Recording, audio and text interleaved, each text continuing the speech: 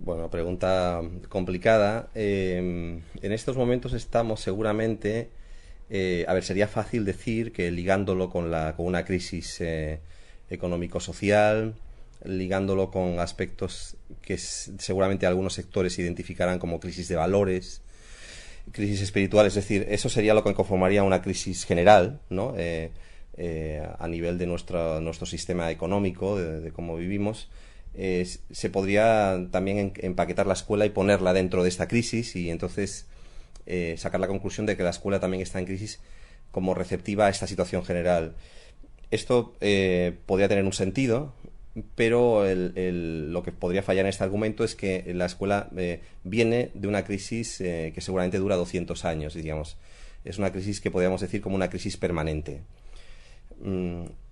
Esto podría tener también otras dos lecturas, una positiva y otra negativa. El reconocimiento de un conflicto, que entonces sería donde englobaríamos, por ejemplo, donde dejaríamos a la pedagogía, que sería el reconocimiento de que algo no funciona y hay que mejorar, ¿no? Y una parte, digamos, negativa, que es la propia, la propia visión sobre el fenómeno de la asistencia de la escuela, ¿no? Estos dos, digamos, estas dos visiones, si quieres, una más radical y otra que englobaría todas las vertientes de reforma de la escuela, desde las más radicales, que sea la negación de la escuela, hasta las más autoritarias, seguramente es lo que definiría la escuela en estos 200 últimos años, y tampoco habría ninguna razón para cambiarla ahora, sino una situación que se incrementa a nivel de estrés, de fatiga, por una situación económico-social cada vez más dramática, y donde la escuela podría utilizar el argumento clásico que ha utilizado en estos años, que sería estar fuera de la sociedad, no nos entienden, evidentemente con repercusiones corporativas para el profesorado tremendas, digamos, donde se sienten aislados, no entendidos. Si añadimos la precarización laboral, hay un conjunto estresante de fatiga, que es más o menos la que ha envuelto a la escuela históricamente, ¿no? Sería más o menos un cuadro general, ¿no? De cómo yo veo, digamos, el conflicto, ¿no? Dentro de la sociedad y la escuela inmersa en ella, ¿no? Bien, y entonces, la familia en este mundo de la educación, la familia ha cambiado también bastante en los últimos años y de hecho siempre había tenido un papel como preponderante, un papel fundamental en la educación, y hemos visto que a lo largo de los años, bueno, ha ido cambiando. En mi opinión, se ha querido que disminuyese el papel de la familia, y ahora la familia, ¿tú cómo la ves en respecto a la educación? No en respecto a la familia en general, en respecto a la educación, ¿se le permite actuar a la familia? ¿No se le permite? ¿Cómo lo ves? Yo primero puntualizaría, es decir, me quitaría de encima primero un análisis, una visión que estorbaría algo, que sería, que estorbaría para lo que voy a decir después, digamos. No es porque no sea cierto del todo, sino porque no sería, digamos, no formaría parte aún de esto, digamos, sería la crítica, digamos, a la institución familiar de una parte de la izquierda tradicional, que sería la familia como reproductora de, digamos, de estructura social, con lo cual reproductora, en cierto modo, para hablarlo, para decirlo de una forma más llana, de cierto conservadurismo institucional, cultural.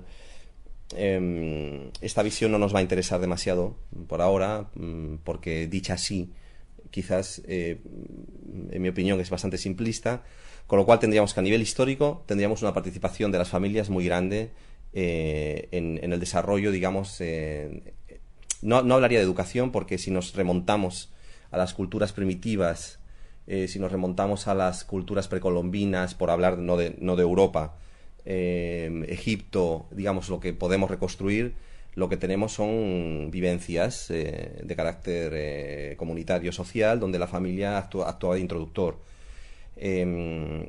Y vemos de que en estructuras donde la escuela no existía como tal, pero sí estructuras de enseñanza, como podían ser academias de sacerdotes, donde la religión tiene un papel preponderante, donde esa introducción, digamos, a la aceptación de las clases o de los grupos sociales se hacía más tarde, ¿no? En algunas culturas a los 15, 16, en otras a los 10, en algunas 7, 8. Entonces, vale, damos un salto de unos 3.000 años. Pongámonos, 2.000, 3.000 años. Nos encontramos en el capitalismo desarrollado con varias variantes, ¿no? Con una llamada frenética del campo a la ciudad para poner en marcha las estructuras productivas, digamos, con una disciplina, o sea, digamos, con un autoritarismo para disciplinar a la naciente clase obrera. Digamos, ¿qué pasa entonces con la familia y con los niños? Evidentemente, la mujer ejecutando un trabajo no remunerado, pero imprescindible para el mantenimiento del ciclo, el capitalismo la dejó a un lado y le dejó en ese sentido seguir con la crianza, ¿no? A la implementación de la escuela universal y bajó los ciclos del desarrollo, digamos, donde el niño se encontraba acompañado. Entonces, la obligatoriedad fue bajando de edad, digamos, o se impuso la obligatoriedad que hizo entrar al niño en procesos de formalización más pronto, de manera que se podía paliar un efecto de homogeneización, que la familia podía actuar de contrapeso. Pensemos de que en esa época, en la época de implementación de la escuela moderna, la escuela tuvo que luchar muchísimo para sacar a los niños de la escuela religiosa, que evidentemente tenía un carácter no formativo, tradicional, no de aprendizaje, sino, digamos, eso se presuponía que se hacía en casa. En fin, el capitalismo desarrollado, lo que viene después, sigue esa línea, digamos, de intentar, romper las estructuras familiares como un mecanismo de obstáculo para implementar en los ciudadanos lo que sería la arbitrariedad, lo que llamaba el Pierre Bourdieu o aquí en España Carlos Lerena, lo que sería la implementación de la arbitrariedad cultural del momento, es decir, para que el niño de alguna manera, y ahí estaría por una de las misiones esenciales de la escuela, aceptase los mecanismos de relaciones de poder y de fuerza en la sociedad, ¿no? E hiciese ese fenómeno casi místico que sería la clasificación, ¿no? Es decir, tú vienes de aquí y si vienes desigualado a nivel social, yo te desigualo más. Y es más, te pongo un nombre, una etiqueta, un síntoma, una prueba, una clasificación y ya estarás clasificado, ¿no?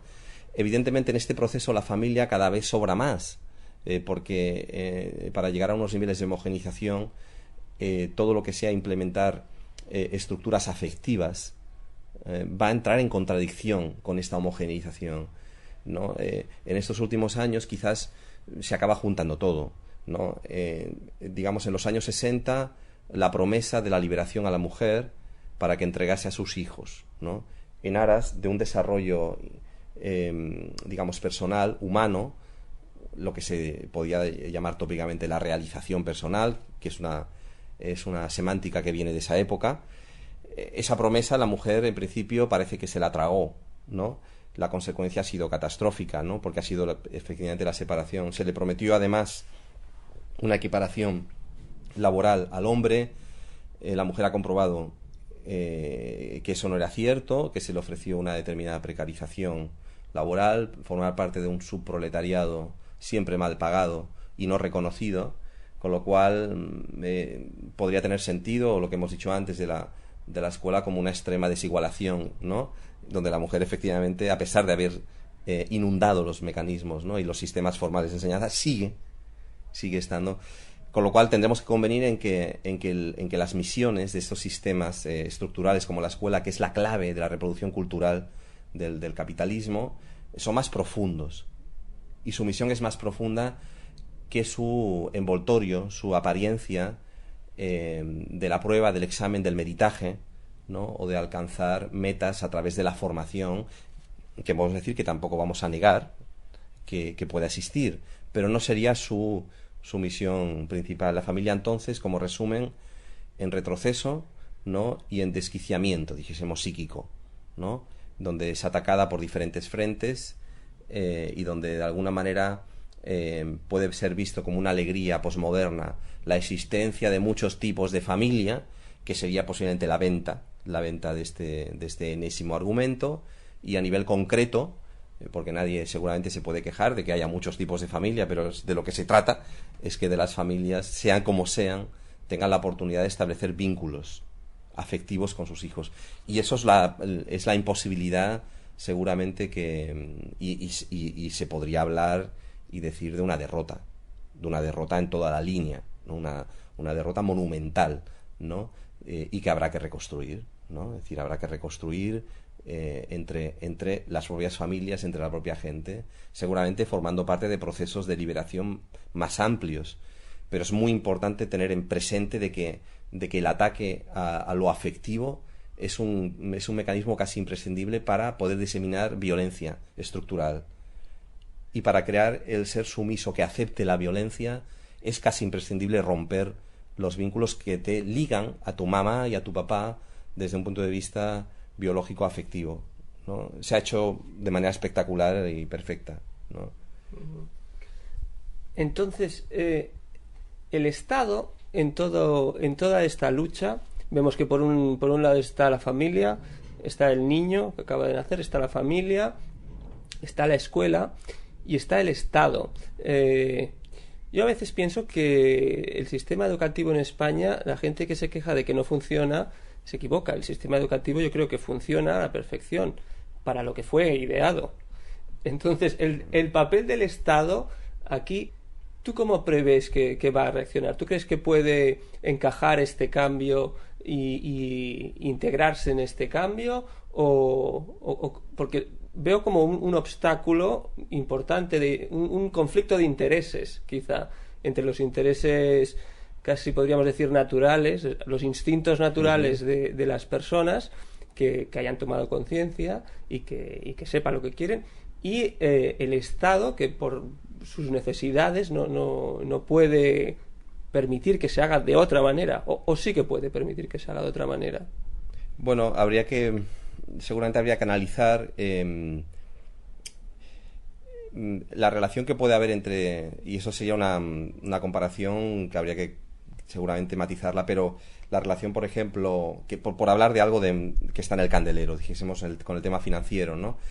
La misma relación donde el Estado se considera ajeno de la desregulación financiera, podría haber también con el resto de instituciones que marcan la existencia de la propia estructura, como la escuela, a nivel de la reproducción cultural. Es decir, evidentemente no es así. O sea, el Estado ha colaborado en la desregulación, ¿no? Forma parte del proceso de desregulación, del proceso del caos financiero. ¿Por qué? Porque es que el Estado ya fue ocupado hace tiempo, ¿no? Seguramente a partir de a partir de la crisis del petróleo del 73, se puede decir de que empieza un proceso lento, seguramente lento, pero donde el capitalismo toma conciencia que sus ciclos de reproducción de beneficio no acaban de tener el resultado, y entonces es una vuelta siempre hacia adelante, ¿no?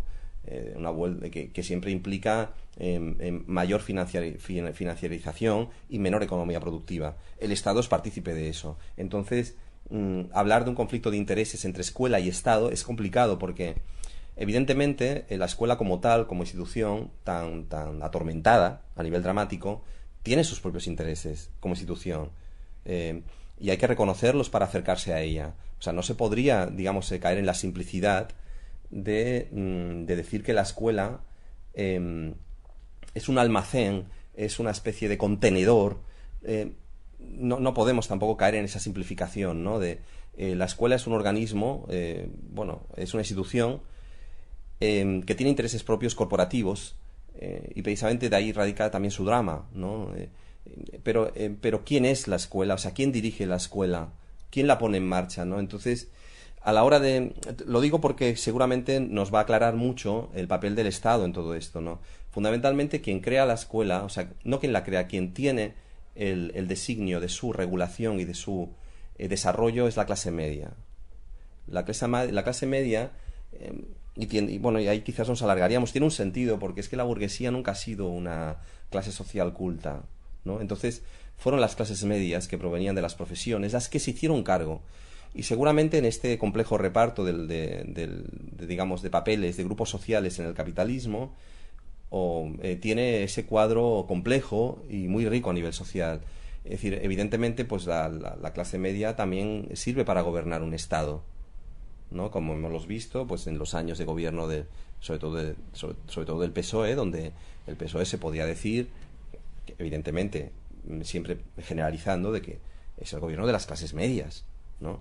Independientemente de que la política que hagan luego sea de las clases, digamos, oligárquicas, pero ha sido así, con lo cual tendremos que ver que esa fricción entre Estado y escuela forma parte de esa dialéctica de conflicto, pero que es un conflicto seguramente encubierto, es decir, digamos, disfrazado, porque siempre se acaban dando la mano finalmente, ¿no? O podríamos decir que siempre se acaba uno estando tranquilamente en el desacuerdo, ¿no? Entre el deseo no cumplido jamás del profesorado, del maestro, ¿no? Y la realidad que le acosa y le derriba, tanto el Estado como la sociedad, ¿no? En esa dinámica desquiciante, evidentemente estamos instalados hace mucho tiempo, y como tú decías, y estoy completamente de acuerdo, es la constatación de que todo va bien, ¿no?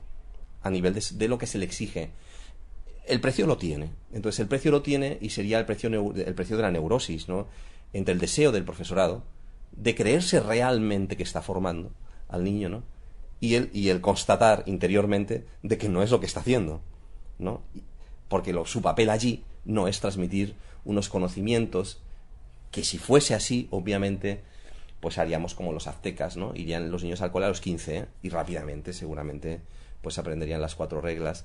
Todo esto con el tiempo y con la pedagogización y la psicologización, ¿no? Y de la psicopedagogización y la complejidad de cada vez de las más profesiones, especializaciones que se meten en la escuela, ¿no?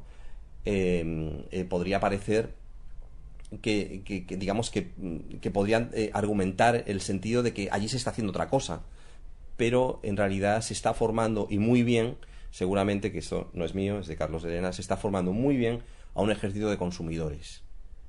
O sea, la escuela vive al día, vive en consonancia con el tiempo, lo que le exige la sociedad, y lo que le exige es un ejército desigualado de consumidores convulsos, ¿no? Y que seguramente el drama está en producir consumidores que no pueden consumir, ¿no? Pero que están formados así. Y si la revuelta de Londres se acaba asaltando las tiendas, se van a coger móviles, se van a coger Nike, ¿no? Y simbólicamente tiene un valor psicosocial, porque eso es lo que se ha enseñado allí, en la escuela. Son todos niños escolarizados, ¿no? O sea, no estoy hablando aún, o sea, de pedagogías alternativas, ni de Freire, ni de pedagogías de transformación, no autocríticas, ¿no? Estamos hablando de una constatación social, simplemente de un hecho, en que la escuela no está al margen, está dentro, ¿no? Entonces, evidentemente,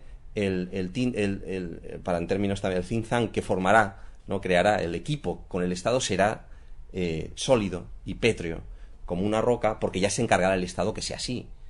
Podríamos tener, por ejemplo, alguna fractura en esto, y podríamos pensar, por ejemplo, en un mayo del 68, por ejemplo, ¿no? En un movimiento estudiantil enfrentado, pero podemos convenir de que la lección ha sido aprendida también, ¿no? Y que desde entonces, ¿no? El Estado ha sido, yo creo que bastante poderoso y autoritario en no permitir ninguna fracción y seguramente soltar alguna prenda al profesorado, ¿no? Alguna prenda corporativa, ¿no? Cerrando un círculo complejo, que sería el abandono de la crianza también por parte del profesorado, ¿no? En historias que formarían parte de una subanálisis no reflejado en ningún sitio, que sería que es difícil cuidar de niños cuando no cuidas del tuyo. Y entonces esta contradicción, que parece muy evidente, no es evidente, seguramente como muchas otras, ¿no? Es decir, es imposible hacerte cargo de tu hijo y acompañarla efectivamente cuando lo tienes que poner a guardia al año. Y es más, cuando lo pones cuando nadie te lo exige, que sería la constatación de cómo el desvínculo a nivel de enseñanza se ha generalizado, ¿no? Yo no pondría muchos obstáculos en esa relación, o muchas contradicciones. La escuela y el Estado tienen una dialéctica de conflicto y al mismo tiempo de unión fortísima, ¿no? Respecto a esto, es una cosa que a veces cuando lo analizas parece preocupante, porque dices, bueno, ahora hay, pongamos, una generación que por lo que sea, porque se ha acercado a la crianza natural, porque se ha instruido, por lo que sea, decide criar a los niños de la manera que cree que se deben criar, digamos de una manera natural, por decirlo de alguna manera. Pero claro, estas personas, estos padres y madres, nosotros, hemos sido instruidos en una escuela normal. Podríamos decir que tenemos una serie de mecanismos aprendidos que van a afectar un montón a la educación y a la relación con nuestros hijos. En este sentido, ¿tú crees que desde aquí, desde la Escuela Libre o desde cualquier otra alternativa, lo importante es educar más a los padres que a los hijos? Porque los hijos vienen sin ninguna modificación, entre comillas, sin ninguna tara, por decirlo de alguna manera, sin ninguna influencia. Cuando un niño nace podríamos decir que nace con alguna influencia del embarazo, del parto, pero podríamos decir que un niño viene completamente libre de toda influencia. En cambio, los padres llevan la mochila cargada. ¿Es una cuestión más de educar a los padres, por decirlo de alguna manera, que a los hijos? Sí, o sea, sí, o sea, seguramente sí, pero también, o sea, si nos ponemos, o sea, hemos empezado esta charla, esta conversación entre nosotros, es decir, o sea, bastante, digamos, cargada, digamos, muy grave, ¿no? Entonces, si seguimos en esa línea, digamos, un poco por diversión, si quieres, pues tenemos que convenir en que tanto la mochila cargada como educar a los padres formaría parte de una semántica de subgrupos alternativos dentro de grupos más grandes sociales, de clases medias bajas, y de grupos que han gestionado de alguna manera precisamente a nivel de responsabilidad la educación. Con lo cual yo creo que, siendo coherente con eso, hablar de educación a los padres sería tan sin sentido como educar a los hijos. Entonces, faltaría entonces aquí, es verdad, una pata, ¿no?, de toda esta simplona también descripción o hablar de esta a nivel histórico del papel de la familia. Y es que evidentemente la familia nunca ha estado sola, ¿no? La familia ha estado con otras familias. Entonces, seguramente la ruptura de la familia como trasfondo ha sido el efecto de la destrucción de estructuras comunitarias. Si eso empezó del campo a la ciudad, con una vida basada en la reproducción económica más ligada a la tierra y más ligada a ciclos biológicos, y pasamos a una ciudad donde la dependencia del salario es imprescindible para mantenerse a nivel, digamos, de alimento y de consumo, digamos, de necesidades artificiales, más necesidades disfrazadas de cultura, pero más consumo y más consumo. Entonces tenemos de que esa destrucción de esas estructuras comunitarias provocan una situación de indefensión a nivel psíquico, que provoca el estrés que estamos viviendo de no salida y de no, pues por ahí estaría también el análisis de no poder criar, de no saber, de no tener experiencia, de tener que inventar cosas que se han inventado. ¿Qué ocurre con todo esto? Ocurre que no nos ayudamos entre nosotros a nivel de vecindario, a nivel de grupos, a nivel de construcción de la nuestra vida, incluso podríamos decir de la participación política autónoma. Precisamente el discurso apolítico ha calado hasta la médula, ¿no?, en los núcleos alternativos. Entonces, digamos, es una situación, digamos, como si hubiese habido un terremoto, si hubiese pasado un tráiler gigantesco y hubiese dejado todo patas arriba. Vemos cosas ligadas a un pasado, vemos imágenes de nuestro pasado remoto, porque lo tenemos culturalmente incorporado, ¿no? Digamos, vemos mercancías antiguas donde detrás de esas mercancías hay trabajo de gente, es trabajo muerto de gente que vivió. Vemos dolor universal materializado en los objetos, ¿no? Detrás del móvil hay dolor, ahí está el coltan, está la muerte, y ese sufrimiento nosotros lo vamos a notar de alguna manera, ¿no? Para no ser tan trascendentes en nuestro caso concreto, en nuestra aventura como padres, cerca con nuestros amigos, podemos también verlo, ¿no?, de que eso es así, ¿no?, las dificultades que tenemos. Tenemos que tranquilizarnos en cierto modo pensando de que no es un problema solo nuestro, sino es un problema de que somos receptivos por el caos, digamos, estructural que vivimos a nivel afectivo, a nivel social. Podemos deducir de que la reconstrucción de esas estructuras comunitarias nos van a beneficiar muchísimo, ¿no? tanto a nivel vecinal como a nivel de lo que queremos hacer aquí en Liberty, de alguna manera podría ser una válvula. O sea, yo no digo que... Pero podría ser una vía de intentar entenderse, no en base a un individualismo extremo, que es lo que ha propiciado, digamos, las tradiciones más liberales y más perversas a nivel económico, que finalmente, efectivamente, se acaban frotando las manos con esa especie de continuo bucear en el yo, ¿no? No, me tengo que arreglar, yo hago reiki, yo mejoro, yo hago terapia, yo mejoro, y como yo mejoro, mejoro a mi hijo. No va a ser así. No va a ser así porque sería una fórmula, lógicamente. El problema de lo social y el problema de nuestros conflictos es que son complejos y no son fórmulas. Se rompen tradiciones y cuestan armarlas. No se destruyen. Si hemos sido derrotados, ¿no? Desde un punto de vista gráfico, a nivel de esas estructuras donde el ser se afirma a sí mismo y se construye, va a costar recuperarlas. Y lo hará. Las personas lo harán, no los procesos de vida biológicos, ¿no? No las células, ¿no? Las personas unidas en comunidad lo tendrán que hacer, porque el hombre es un ser social que se necesita uno al otro, ¿no? Y entonces los mecanismos de altruismo se tienen que poner en marcha y los debemos otra vez, ¿no? Recuperar, los tenemos, forman parte de nosotros, y quizás eso sea una salida, educar a los padres, entonces sí, pero que los padres hagan, no educar, o sea, nadie va a educar a nadie, no va a venir el maestro, ¿no? Desde la India, o no va a venir el chamán, bueno, vendrá, pero formará parte de un curso más de los cientos de miles que hemos hecho a nivel de horas, y que su traslación práctica, bueno, podría ser cuestionable, ¿no? Pero si partimos de la base de que los papás hacen cosas y se incorporan a una dinámica activa de transformación, pues eso va a repercutir en ellos y en los demás. Mientras más repercuta en los demás, más va a repercutir en ellos, porque como seres dependientes,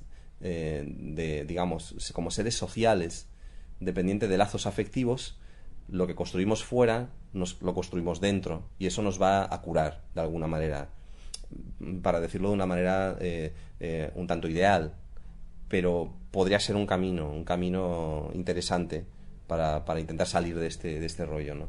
Ajá. Quizá tú nos puedes aclarar un poco si ha habido algo similar a la escuela Liberty en Cataluña o en España que tú recuerdes. Yo no lo sé, me parece que no, con todas las características que sé de la escuela.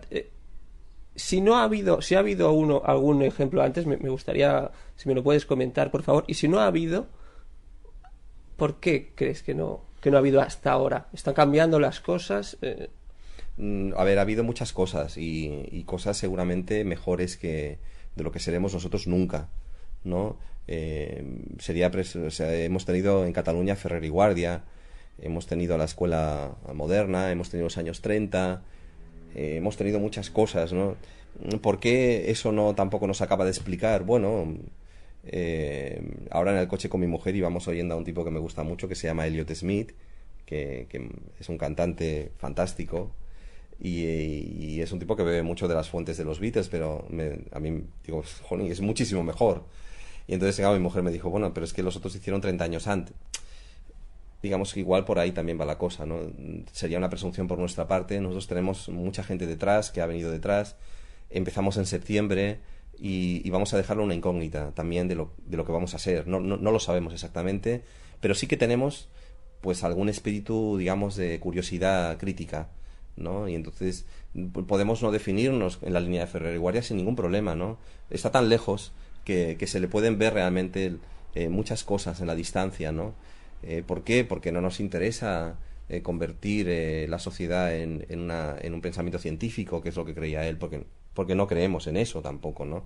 No creemos en la infalibilidad de una ciencia que forma parte, como cualquier disciplina más, de un baile ideológico y de poder dentro de las estructuras de...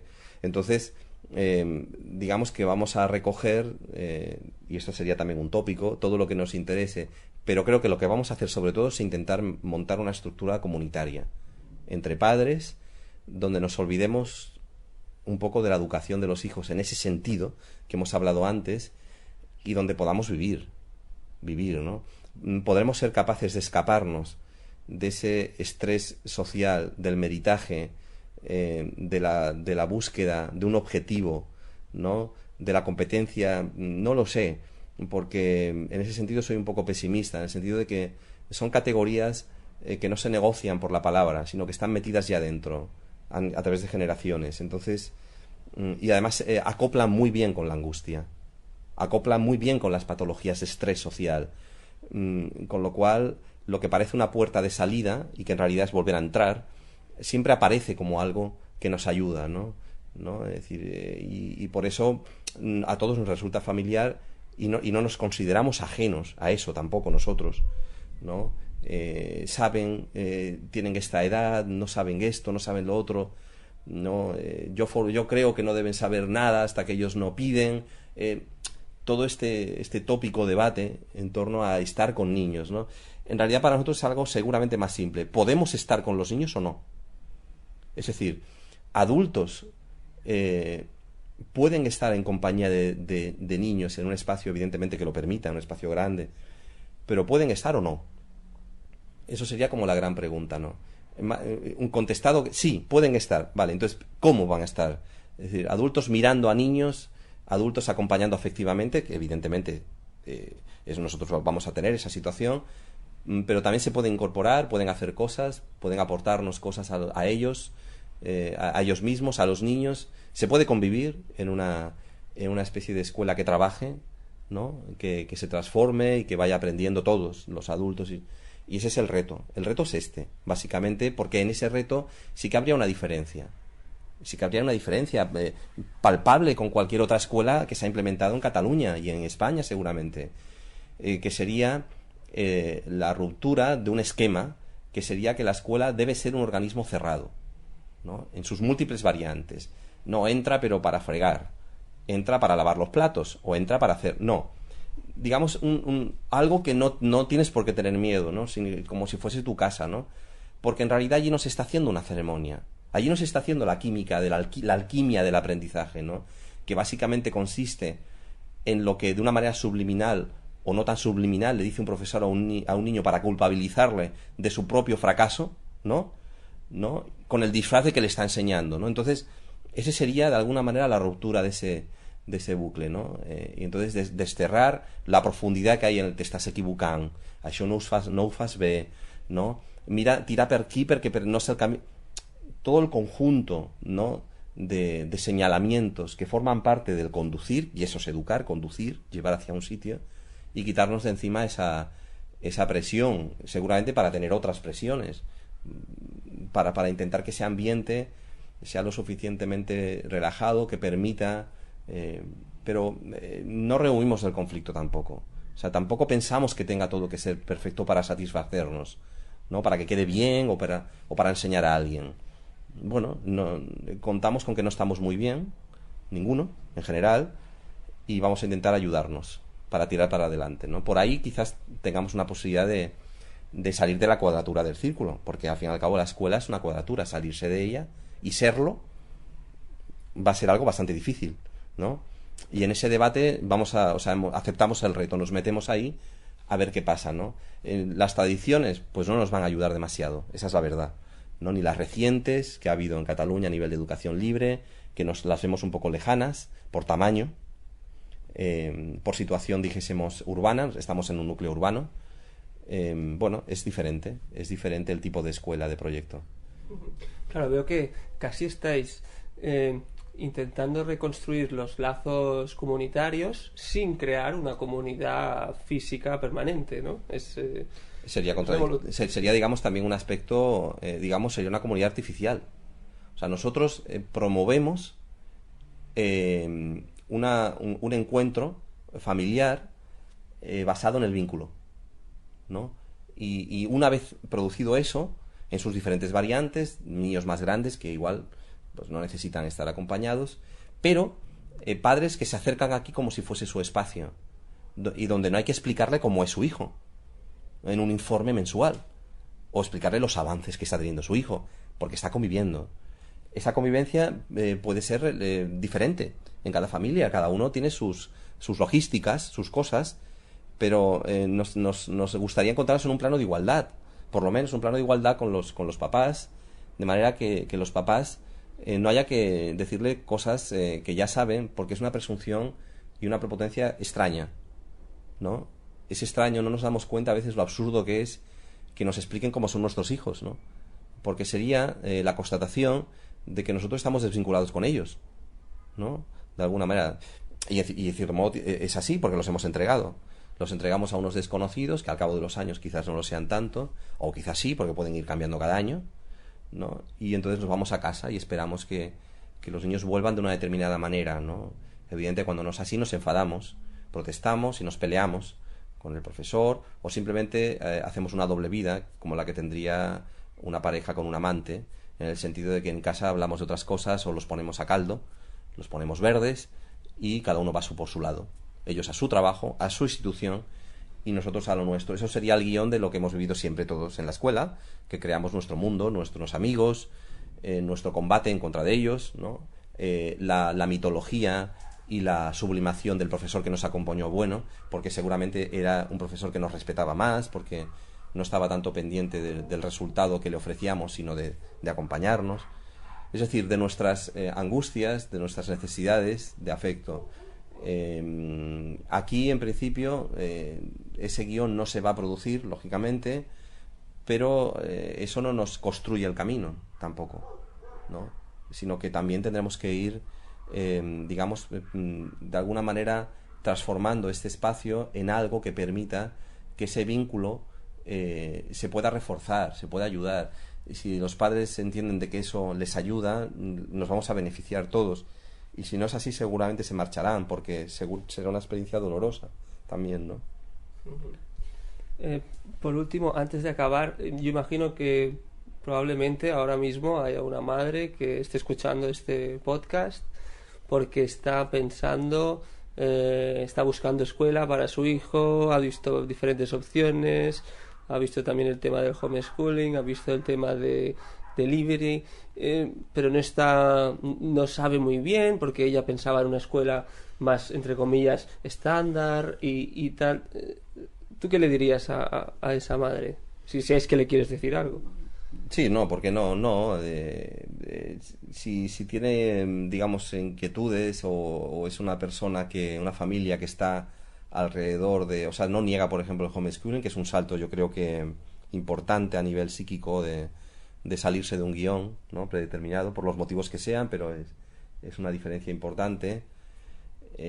Bueno, le diría que en realidad en nuestra escuela queremos que sea algo así como una casa grande, ¿no?, donde sus angustias y de alguna manera, sus frustraciones, sus felicidades, pues se puedan ser compartidas aquí, y donde tenga una posibilidad de tener un espacio, ¿no?, desde donde contemplar seguramente esta disparatada realidad educativa. Sería como algo así como estar parapetados en un sitio donde mirar lo otro y que lo otro va pasando delante nuestro. Esto no, o sea, no tenemos vocación de ser una especie de observatorio pasivo. Nos gustaría integrarnos en el pueblo y participar en sus fiestas y en todo. No queremos ser una escuela tópica rara, pero sí queremos que sea libre, radicalmente libre. Y eso básicamente significa que los niños deben escoger siempre los caminos en el aprendizaje, y vamos a intentar ser fieles a eso. Por eso necesitamos a los padres también, porque eso no es una orientación pedagógica, ¿no? Eso no es una estrategia, es simplemente una manera de vivir, ¿no?, acorde seguramente a los intereses de los propios niños y de los nuestros, que es verdad que pueden estar enterrados por una disciplina muy antigua, pero vamos a intentar ver si eso se le puede dar ya no hablamos de una gran vuelta, pero una contribución a que sea así, ¿no?, a que los niños puedan dominar de alguna manera su futuro. Las consecuencias que tiene eso, evidentemente, para su vida, creemos, o sea, estamos convencidos que son grandes. No lo decimos nosotros, lo ha dicho la historia también de la escuela, ¿no?, donde cuando el niño creció, siguió el ritmo escolar, se apuntó a la universidad y acabó siendo un hombre intelectualmente formado, lo primero que hizo siempre es criticar a la escuela. Siempre, ¿no? Los Ortega Gasset, hablando por España, Ortega Gasset, los Unamuno, siempre se ha criticado a la escuela, ¿no? Digo, bueno, pues tomemos nota y ya que tenemos oportunidad, ¿no? de construir algo, pues empecemos a cambiarla de verdad, ¿no? A cambiar de verdad estructuras jerárquicas de dominio y de poder sobre el niño, y que el niño se sienta que domina su situación, se relaje y esté por lo que tiene que estar, que es por el gran trabajo de su desarrollo, ¿no? Que le va a llevar muchísimas horas, ¿no? Bien, Manel, bueno, director de Escuela Liberty, una escuela en la que, como hemos dicho al principio, muchísimos homeschoolers están hablando de ella, está en boca de toda la comunidad homeschooler de Barcelona y de Cataluña. Muchísimas gracias por atendernos y esperamos que esta iniciativa sea todo un éxito. Gracias a ti, Joan, y bueno, y saludos a toda la comunidad de homeschooling y para adelante. Salud.